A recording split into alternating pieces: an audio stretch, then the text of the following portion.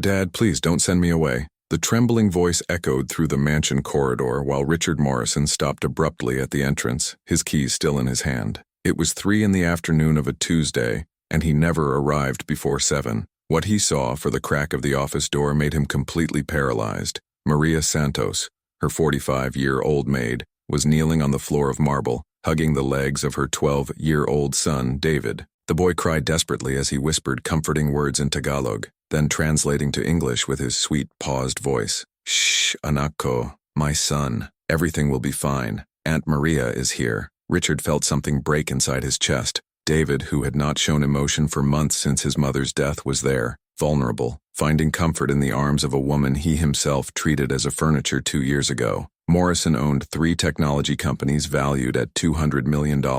His routine consisted of meetings from 6 a.m. to 10 p.m., constant international trips, and a social life that revolved around networking and financial achievements. After losing Sarah to cancer 8 months ago, he had dived even deeper at work, using it as a shield against pain and responsibilities for solo paternity. Maria had worked at the house for 2 years, hired through an elite agency that provided qualified household help for executives. He would arrive at 7 a.m., cleaned the 800-square-meter mansion, prepared meals that were often untouched, and departed at 7 p.m. in absolute silence. Richard barely knew his last name. "Why can't you live here with us?" David sobbed, squeezing the hug even more. "All my friends have mothers. I just want someone to stay." Mary caressed the boy's hair, his own tears tracing silent trails on his face. "Anak, your pope is a very busy man. He doesn't need more problems." Richard backed away a step, his heart fired. For months he had played David's silences as teenage rebellion, the low grades, aggressiveness with colleagues,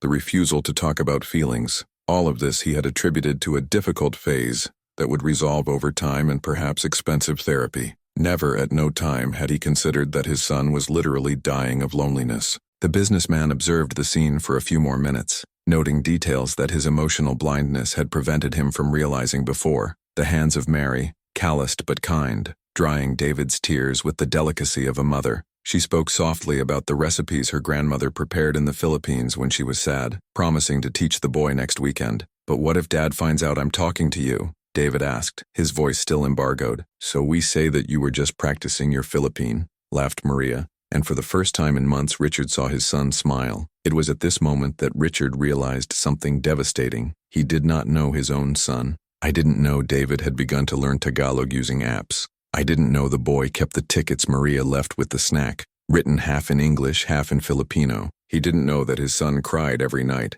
not just for his dead mother but for his father who was alive but completely absent, while watching that woman who earned $3,000 a month to do something he, with all his fortune, couldn't comfort his own son. Richard Morrison felt a deep shame burned in his throat. For 2 years he had treated Maria Santos as an invisible employee. He had never asked his family, his dreams, or even if he was satisfied with the work. For him, she was just another operating cost in her perfectly organized life. But there, witnessing the genuine connection between Mary and David, he began to suspect that he had completely underestimated that discreet woman who kept her home working while he pursued numbers and spreadsheets. What Richard did not yet know was that Maria Santos hid secrets that would completely transform her perception of social class, human value, and the true meaning of family. Secrets that, once revealed, would make him question all about his priorities and prejudices. While silently retreated by the hallway, a single question hammered in his mind. Who really was this woman her son loved more than his father? If you are enjoying this story of transformation and emotional discoveries, be sure to subscribe to the channel to find out how a simple moment of humility would reveal truths that would forever change the life of a seemingly destroyed family. That same night, Richard Morrison did something he hadn't been doing for months. Dinner at home with David, but while Panava, the boy pushing the food through the plate, a disturbing revelation formed in his mind. "David, do you like Maria?" he asked, trying to sound casual. The boy's face lit up instantly. "She's amazing, Dad. She knows how to tell 4 languages, tells stories about the Philippines, and she always asks about my math class. Yesterday she helped me with homework because she knew how to solve equations better than me." Richard almost choked. "Did she help you with math?" "Of course. Maria was a teacher for 10 years before she came here. She has 2 children doing medicine in the Philippines." David paused, realizing his father's shocked expression. Didn't you know?" The shame burned in Richard's chest as acid. For 2 years, he had assumed that Mary was just an unhappy immigrant, grateful for any work. He had never asked his formation, his family, his dreams. For him, she was invisible, a silent presence that kept her house working while he was lost in spreadsheets and meetings. Why did she never tell me that? It murmured Richard, more to himself. David shrugged. She said, you are a very busy and important man, and you don't have to worry about her life. But father, the boy's voice got small. Why do you never talk to her? She is one of the smartest people I know. That night, Richard was awake late, sailing obsessively on the internet. He found that Maria Consolacion Santos had been the director of a primary school in Manila before the 2008 financial crisis to devastate the Philippines. His children, Miguel and Sofia, were in the last year of medical at the University of the Philippines, one of Asia's most prestigious institutions. She was not cleaning her mansion for lack of options. He was sacrificing his career to finance his children's dreams, sending 90% of his monthly salary to the Philippines while living in a tiny apartment on the outskirts of Seattle. The guilt was replaced by something even worse, the perception that he had become exactly the kind of person he used to despise, a too rich entrepreneur to see the human value of those around him. The next morning, Richard decided to reach the office later. When Maria arrived at 7 a.m. in point, as always, he was waiting for her in the kitchen. Good morning, Mr. Morrison, she said, slightly surprised to find him at home. Is there anything you need? Yes, replied Richard, gesturing to the chair ahead. I want to talk to you. Maria hesitated, clearly uncomfortable. In 2 years, they had never had a conversation that lasted more than 30 seconds. Maria, yesterday I found out that you were a school principal in the Philippines, who has 2 children doing medicine, who speaks 4 languages. Richard's voice was embarrassed. Why did you never tell me? The silence stretched for long seconds. Finally, Maria responded with quiet dignity that made Richard feel even smaller.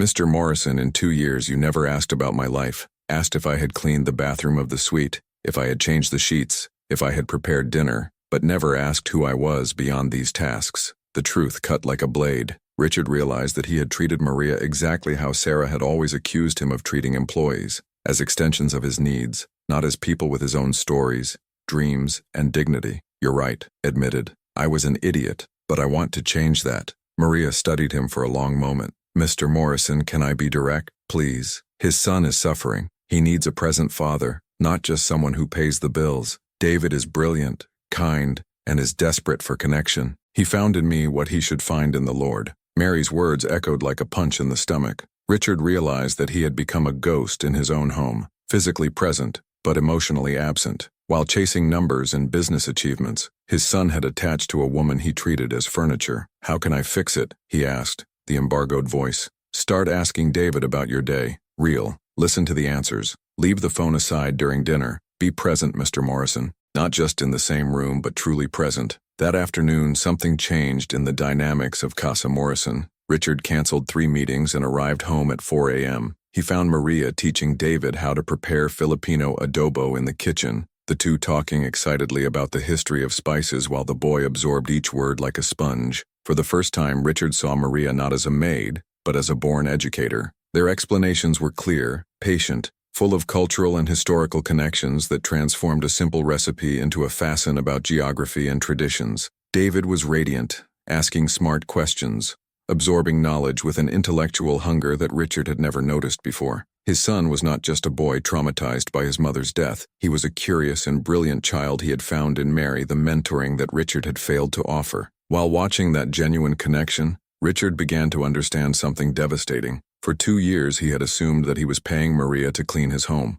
In fact, she was raising her son as he hid at work. Pretending to be a financial provider was enough to be a good father. The question that would keep him awake for another night was simple, but he haunted every corner of his conscience. If a woman he paid $3,000 a month could connect with David better than himself, what kind of father he really was? And most importantly, what did Maria really think about a man too rich to recognize the treasure she had working on her own home? 3 days later, Richard Morrison made a decision that would change everything. He canceled his business trip to New York and decided to spend the week working at home, discreetly observing the dynamics between Maria and David. What he discovered made him simultaneously amazed and embarrassed. Maria was not just taking care of the house. She was educating her son in a way that no private school had achieved. He turned simple tasks into fascinating lessons, connecting math with cooking recipes, geography with stories of the Philippines, and history with family traditions. David, do you know why your mother always puts cinnamon in her hot chocolate? Maria asked while preparing a snack on Thursday afternoon.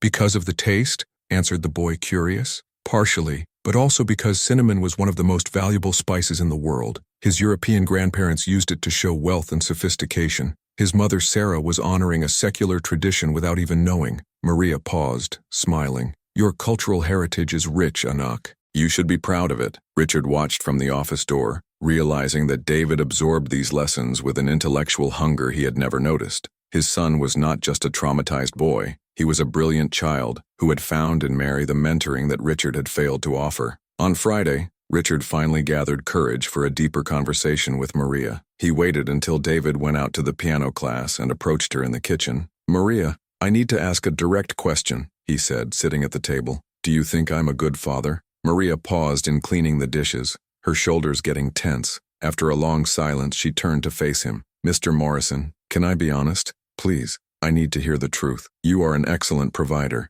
David has everything that needs materially, but, Mary hesitated. A father is more than someone who pays bills. David needs presence, not just gifts. The words cut deep. Continue, whispered Richard. Your child is extraordinarily intelligent, speaks 3 languages, plays piano, understands advanced mathematical concepts. But when I ask about you, he tells me about his business, his travels, his meetings, never about conversations they had, jokes, special moments together. Richard felt something break in his chest. How can I change that? Start small, ask about his day and really listen. Cook together, leave the work aside during meals, be present to each other. That night, Richard had the most honest conversation with David since Sarah's death. He found that his son had begun to learn Tagalog using apps because he wanted to understand the songs Maria hummed while cooking. I heard that David kept the tickets Maria left in the lunchbox, writings half in English, half in Filipino, full of encouragement and affection. Why did you never tell me about it? Richard asked. David looked down. You always look too busy, Dad. And I didn't want you to think Maria was doing something wrong being cool to me. The fault was devastating. Richard realized that he had become so obsessively protective of his professional limits that David had learned to hide his joys, not to bother him. The following Saturday, Richard did something he had not been doing for years. He spent all day at home, without work, without cell phone, only with David. They asked Maria to teach them how to make lumpia, Rolinho spring Filipino that David had mentioned wanting to try. It was a revealing afternoon. Richard found that his son had a sharp sense of humor, intelligent opinions about movies and books, and insatiable curiosity about different cultures. Maria facilitated conversations between father and Philos Ho with a natural ability, asking questions that connected them, sharing stories that made them laugh together. You know, Dad, said David as they rolled up, Maria told me that in the Philippines, cooking in family is called kapamilya time, family time. She said this is the most important moment of the day. Richard looked at Maria, who smiled shyly. It's true. In the Philippines, no matter how busy we are, we always take time to be together during meals. That's when families really connect. That night, after David went to sleep,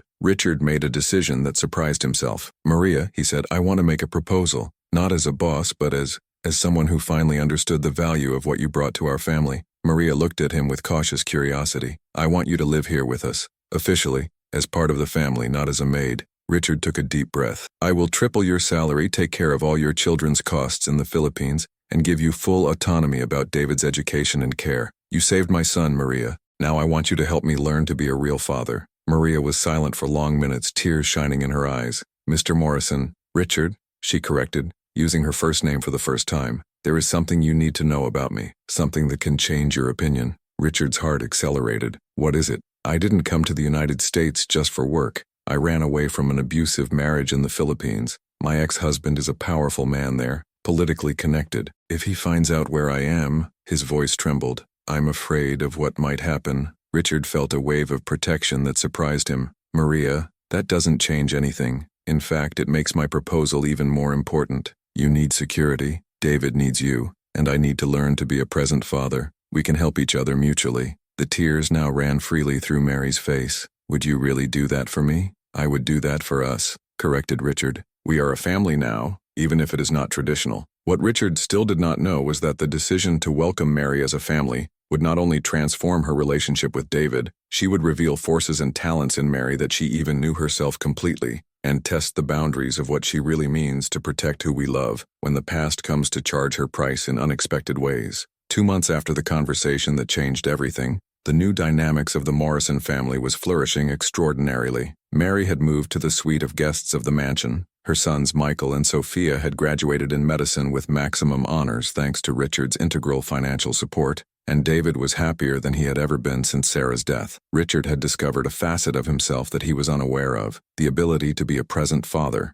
The afternoons cooking with Maria and David, conversations during dinner without cell phones, weekends exploring museums and parks. All this was creating memories that he never thought to be possible after losing Sarah. But it was on Saturday morning that everything changed again. Richard woke up with shouts from below. As he ran down, he met Maria on the kitchen floor, trembling violently, with David kneeling beside her trying to comfort her. "He found me," whispered Mary repeatedly, her fixed eyes on the cell phone that had fallen to the floor. "After 7 years, he found me." On the phone screen, a message that made Richard's blood freezing. "I thought you could hide forever, Maria. I'm coming to the United States tomorrow. You and my money come with me or your new rich family will discover interesting things about you." Richard took the phone, reading the full conversation. Roberto Santos, Maria's ex-husband, was not just a violent man. He was a Filipino businessman with connections in the underworld, who had discovered through social networks that Maria was living with a rich American family. "Maria, who is this man exactly?"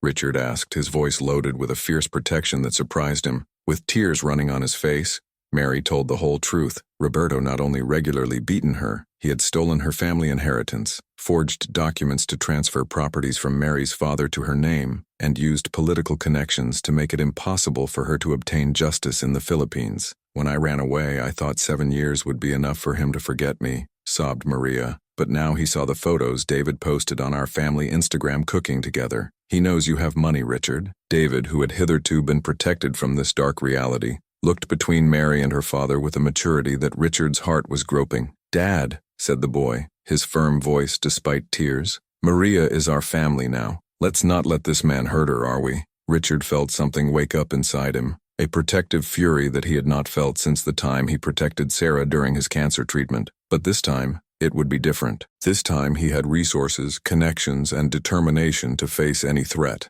"Maria, listen to me carefully," said Richard, kneeling beside her. "This man made a fatal mistake. He threatened my family." For the next 48 hours, Richard Morrison became someone that his business competitors would immediately recognize, a relentless strategist when he protected what he loved. First, he hired the best lawyers specializing in international law and immigration. He found that Roberto had lied in official documents to enter the United States, using false information about his business in the Philippines. Second, he used his business connections to deeply investigate Roberto's activities. What he found was devastating. The man was involved in money laundering, tax evasion schemes, and had arrest warrants pending in the Philippines for business fraud. Third, and most importantly, Richard realized that Roberto had completely underestimated with those who were moving. He saw Maria as a vulnerable immigrant and without resources. She did not imagine that she now had a family that really loved her, and a millionaire adoptive father willing to use all resources to protect her. When Roberto arrived in Seattle, he found not a terrified woman,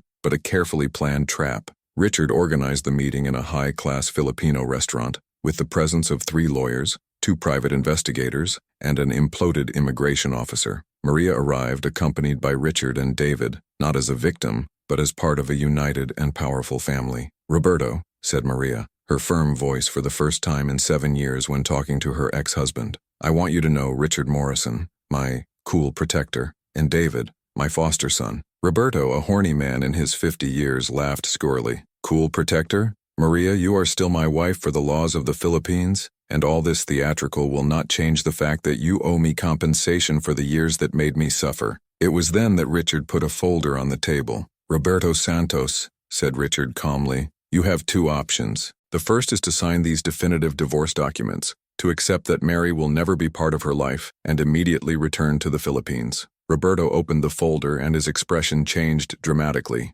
Inside were copies of all their illicit finance schemes, evidence of tax evasion, forged documents, photographs, and an official FBI letter stating on investigations ongoing. "The second option," continued Richard, "is finding out how the American judiciary works when someone threatens a family with resources to defend themselves properly." The silence on the table was broken only by the sound of the shaking papers in Roberto's hands. "Did you investigate my life?" he whispered him. "We investigated your criminal life," corrected one of the lawyers, "and we found that Mr. Santos lied in official entry in the United States. This is a federal crime." Maria was looking at Roberto, the man who had terrified her for years. and for the first time saw not an invincible monster, but a coward who had always depended on intimidation and violence because he never had to face real consequences for his actions. "Roberto," she said, "you spent years making me believe it was powerful, but real power is not beating helpless women. Real power is having a family that fights for you, having people who value who you really are." Roberto signed the divorce documents with trembling hands, knowing that any attempt to resist would result in his immediate arrest. "And Roberto," added Richard, as the man was getting up, "if you or anyone associated with you try to contact Mary again, you will find that I have enough resources to make your life very complicated anywhere in the world where you choose to hide." When Roberto left the restaurant, never back, Maria collapsed in tears, not of fear, but of relief. After 7 years living like a fugitive, it was finally free. David grasped Maria's hand as Richard hugged her. "Now we are a real family," said the boy. "Forever." Richard realized at that moment that protecting Maria had not just been justice. It had been about finding that true love means being willing to fight for the welfare of those you choose as a family. But the most surprising transformation was yet to come, when Mary would reveal talents that even Richard could have imagined, proving that underestimating someone may be the biggest mistake a person makes in life. A year after the confrontation that freed Mary forever from her dark past, Morrison had turned into the epicenter of something extraordinary that no one could have predicted. What Richard discovered about Maria in the following months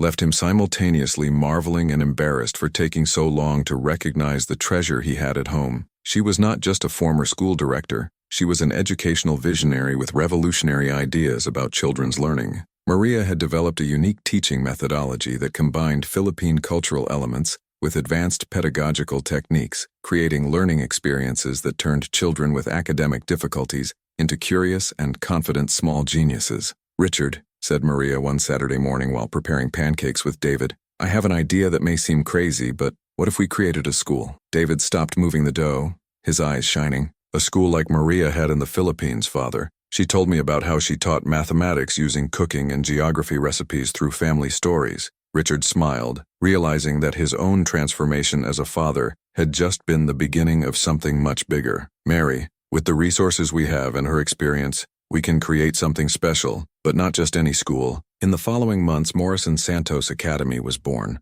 a revolutionary educational institution that became a national reference in humanized education. Maria implemented curricula that honored cultural diversity, where children of different origins learned from each other, breaking social barriers early on. The school quickly gained attention from the educational media when the results began to appear. Children who had been labeled problems or with learning difficulties in other institutions flourished under Mary's methodology, developing not only academic competence, but emotional intelligence and social conscience. David, now 14, had become one of the most proud examples of the transformation that a love education can provide. Fluent in 3 languages, he played piano with mastery and led a mentoring program where he helped younger children adapt to school. "You know, Dad," said David one afternoon while organizing school documents, "I remember when I thought it would never be happy again after Mama died. Maria taught me that we can honor who we lost being the best version of ourselves." Richard watched his son, now a confident, empathic, and brilliant teenager, and realized that the decision to welcome Mary as a family had saved not only David, but all the family dynamics he thought he had lost forever. Miguel and Sofia, Mary's sons, had moved to the United States after completing the medical residency. Miguel specializes in pediatrics and worked at the school's medical clinic, while Sofia became a family therapist, helping other families to navigate trauma and rebuild connections. Morrison Mansion had become a true multinational family house. Dinner was a cultural cauldron where English, Tagalog, and Spanish was spoken. Sofia had married a Colombian colleague, where Philippine recipes shared space with traditional American dishes, and where each celebration was a fusion of traditions that enriched everyone's experience. "Maria," said Richard on a night as they watched David playing piano with Miguel and Sofia singing in harmony, "you know you saved our family, don't you?" Maria smiled, drying her hands on the apron. "Richard, a family is not saved by a person. It is built every day by people who choose to really love themselves." The impact of Morrison Santos Academy expanded rapidly. Richard used his business connections to replicate the model in 5 different cities, always with Mary overseeing the implementation of her unique methodology. In 3 years, more than 2,000 children had benefited from an education that saw each student as a unique and valuable individual. Richard's transformation was also remarkable. The former entrepreneur who treated employees as numbers in spreadsheets was now known for his humanized management practices. He has implemented educational scholarship programs for children of employees, expanded licenses for parents, and an organizational culture based on mutual respect and personal growth. I have found something key in recent years, Richard said in an interview for a business magazine. Financial success is a natural consequence when you prioritize human development. Maria has taught me that investing in people always generates the best returns. David D., now a 16-year-old, articulated and conscious, had become a student activist, organizing cultural exchange programs and advocating more inclusive educational policies. His presentations at educational conferences impressed experienced professionals for the maturity and passion with which he talked about diversity and inclusion. My family has taught me that true wealth is not what you have, but how many lives you can positively impact, David said during a speech that went viral on social networks, inspiring thousands of young people around the country. Maria, now nationally recognized as one of the most innovative educators of her generation, has never lost her characteristic humility. He continued to arrive early at school, greeting each child by name, and treating parents of all social classes with the same dignity and respect. When I arrived at Morrison's house 5 years ago, Maria said during an award ceremony where she received the title of Educator of the Year, I was just a Philippine woman fleeing a difficult past. They gave me a chance to start over, but mostly gave me a family that believed in my potential. The history of the Morrison-Santos family has become an inspiring example of how prejudice can blind people to extraordinary human connection opportunities. Richard has learned that treating all people with dignity is not only morally correct, he is intelligent and enriching. 5 years after that fateful afternoon when he arrived home early and discovered the connection between Maria and David, Richard Morrison reflected on how a simple moment of humility had completely transformed the three-life course. The best decision I made was not hiring Mary as a maid, he said to David on Sunday afternoon while preparing family dinner. It was recognizing that it had completely underestimated an extraordinary person and having the humility to ask for forgiveness for my blindness. David smiled, now louder than his father, putting his arm on his shoulders. And Mary taught us that family is the one who chooses to stay, not just who shares DNA. The history of the Morrison-Santos family proves that the greatest treasures of life often come in disguised of simplicity, that judging people by the appearance or economic situation can make you miss unique opportunities for growth and love, and that true success is measured by the ability to recognize human value in all its forms. Maria Santos, the woman who arrived as a maid and turned out to be a visionary educator, an extraordinary mother, and the heart of a family rebuilt by love, taught everyone around her that underestimate someone can be the greatest mistake a person makes in life. Richard Morrison has learned that true wealth is not in the bank account numbers, but on the quality of the relationships we build and the positive impact we have on the lives of those we choose to love as a family. If this story of second chances, human value recognition, and chosen family has touched your heart, subscribe to the channel to discover more stories that show how humility and true love can turn lives in unimaginable ways.